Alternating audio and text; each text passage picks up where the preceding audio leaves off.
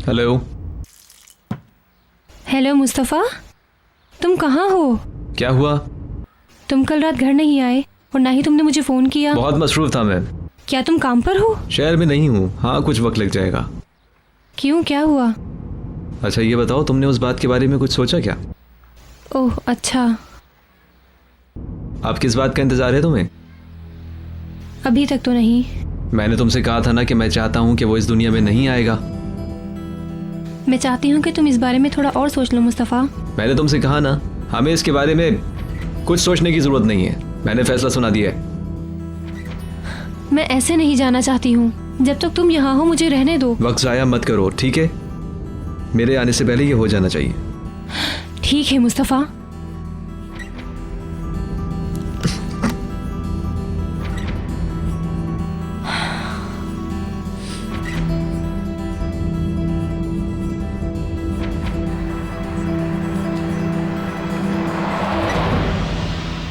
मैंने बिल्कुल ऑफिसर से बात की थी, लेकिन वो कहते हैं कि डॉक्टर अब वहां काम नहीं कर रहा। इसलिए हमें कैसे इल्म होगा कि उन्होंने इसे कहां और क्यों भेजा? मैं बहुत थक गई हूँ। राइमी, ऐसा करो मुराद को भी अपने साथ ऊपर ही ले आओ। मैं थोड़ा आराम करना चाहती हूँ। उमर, तुम ये देखो कि इन तारीखों में हम कोई रद्दबदल कर सकते हैं क्या? इस बारे में तुम पता करो। ठीक है, मैं तुम्हारी जवाब का इंतजार करूंगा। खुदा हाफिज। तुम बिल्कुल भी फिक्र न करो, तुम्हारा वकील भी फातिमा गुल की तरह अच्छा है।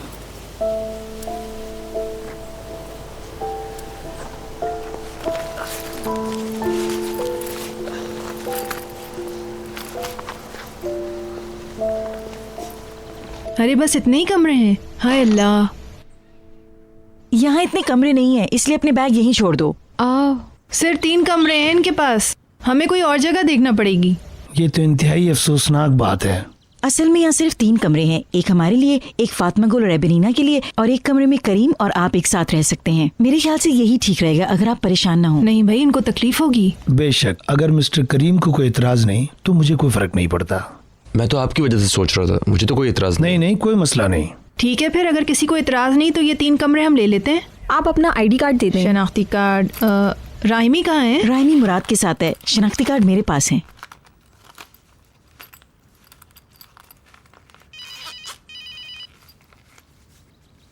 हाय अल्लाह, अस्पताल से फोन आ रहा है। अपॉइंटमेंट कैंसिल ही नहीं किया मैंने।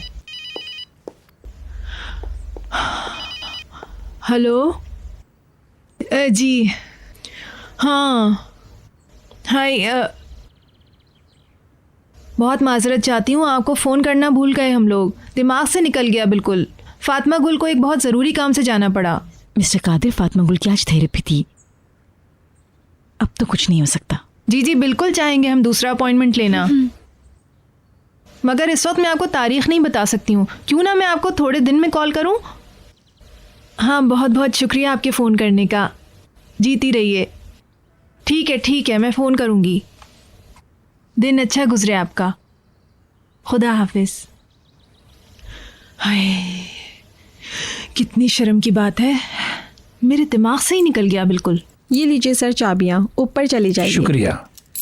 इनमें से आप जो भी कमरा लेना चाहें उसकी चाबी ले लें। अरे हमें कोई फ़र्क नहीं पड़ता है, कोई भी ठीक है इनमें से। मैं तो बस जाकर अपना सामान रख के मुँह हाथ धोना चाहती हूँ। चलो चले। कितनी मुश्किल से मिला था हमें वो अपॉइंटमेंट यार। अब अगली अपॉइंटमेंट कब मिलेगी कोई नहीं जानता। वैसे फातिमा गुल की अपॉइंटमेंट के साथ एक और भी बहुत ज़रूरी काम था। करीम की सालगिरह, हम तो भूल ही गए। ओह, मुबारक हो। बहुत शुक्रिया। इस साल तो बहुत देर हो गई है, मगर अगले साल हम जश्न मनाएंगे। हम तो तुम्हारे तोहफे खरीदना भी भूल गए। क्यों फातिमा गुल? एक बहुत अच्छा तोहफा मिल गया मुझे आज। वो तोहफा उन लोगों की शक्लें थी जब उन्हें गिरफ्तार किया जा रहा था, और अनकरीब उन्हें सजा भी मिल जाएगी। मुझे और कुछ नहीं चाहिए। बिल्कुल सही कह रहा है मेरा बेटा।